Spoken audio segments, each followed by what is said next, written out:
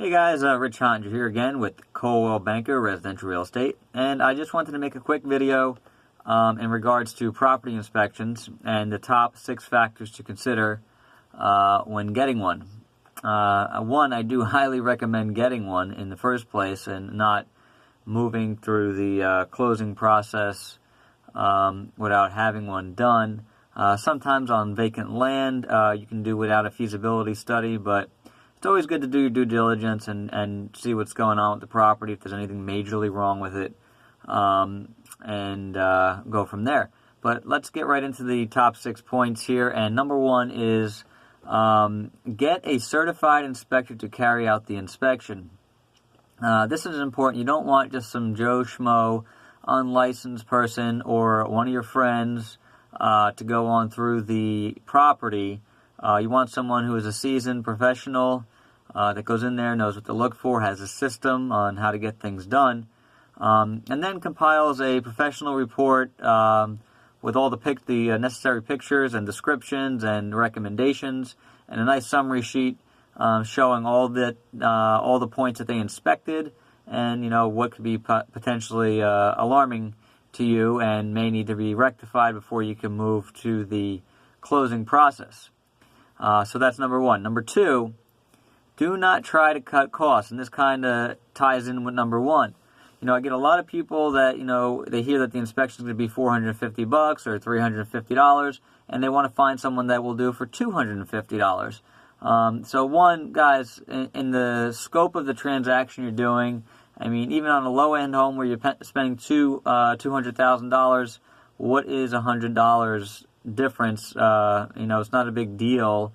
So go ahead and get the higher priced one from a certified professional, and get it done. Now, the bigger the house, obviously, the more expensive the inspection may be. So it may get $400, $500, $600. And I'm talking a big high-end home, 4,000 or 5,000 square feet. It goes by the square footages because there's more to inspect, obviously. But just a personal experience I had a gentleman who's buying a $500,000 house, and he did not want to spend the $450 for the inspector that I suggested, and he wanted me to search out someone who would do it cheaper. So we found someone that would do it for $250, and they did the inspection. He is a certified guy, but it's a cheaper inspection.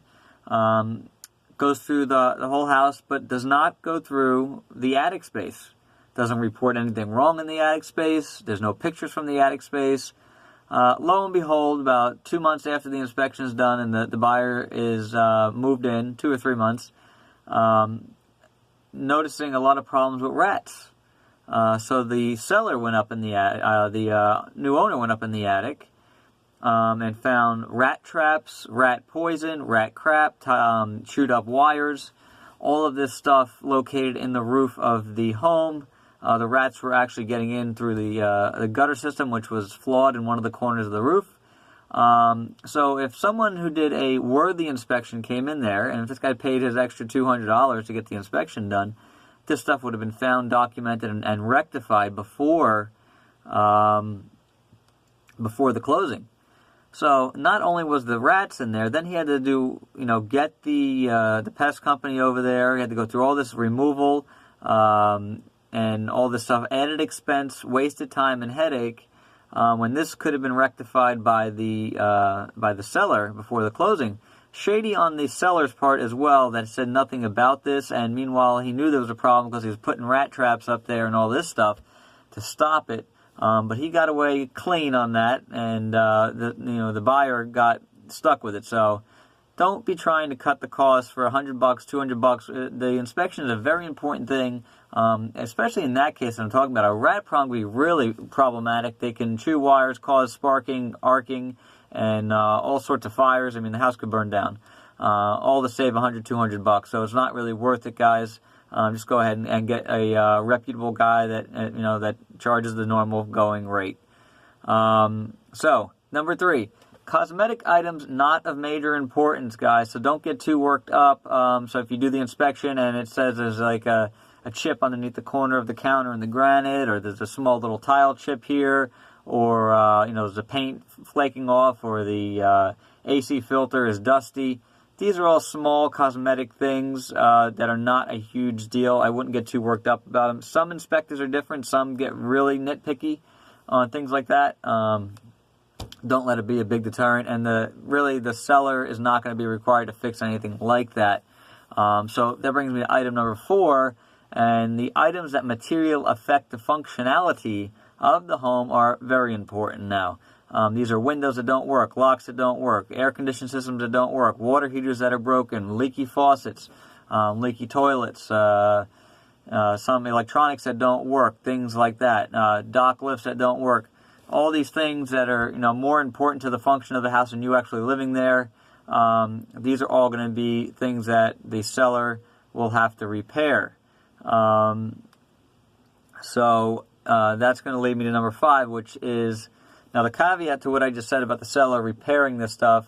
Now, if the offer or the offer that the buyer put the contract on is an as-is contract, then in that case the seller is not responsible to do any of the repairs. Now, I did a whole video on as-is versus a standard contract, so the link below this video in the description can bring you over to my page where I have my other educational videos, and you can see that video there. So I'm not going to go too in-depth there, but on an as-is contract, the repair clauses are pulled out of there. So the seller, with an as-is contract,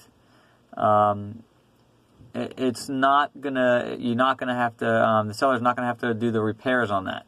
So that doesn't mean you can't ask him to do the repairs. So if the air conditioner is broken or something, you can ask him to do the repairs or pay for a portion of the repairs. He may or may not do it. So that's the one thing you got to look out for with an as-is contract. You are still allowed to do the inspection, obviously, and you're still allowed to get out of the contract with your deposit money back within the time frame of the inspection, of course. But just something to keep in mind. Number 6, get the inspection done as soon as possible. So whenever the effective date happens, which is when the last person signs the contract, an agreement there, when both buyer and seller agree on the terms of the contract, that's the effective date. And then what you can do is you order the inspection. Usually you can get an inspector out there within a day or 2, 3 days at the most. But you want to get the inspection done as soon as possible, so if you're going to be moving forward with the deal or not, because there is a time frame, say it's a 15-day or a 10-day period, you need to get the inspection done in that time frame, do your due diligence, and see if you can go forward with the deal. If you're not, you have to give written notice to the seller that you're not moving forward. You don't have to give a reason if you don't want to, but if you do, you could say, the repairs are too much and I'm not going to be able to take care of that, and obviously if you're not going to take care of it, then we're not going to move forward with the deal, and give written notice. So just in summary, you want to get a certified inspector to carry out a quality inspection. You do not want to try to cut costs and penny pinch on the inspector.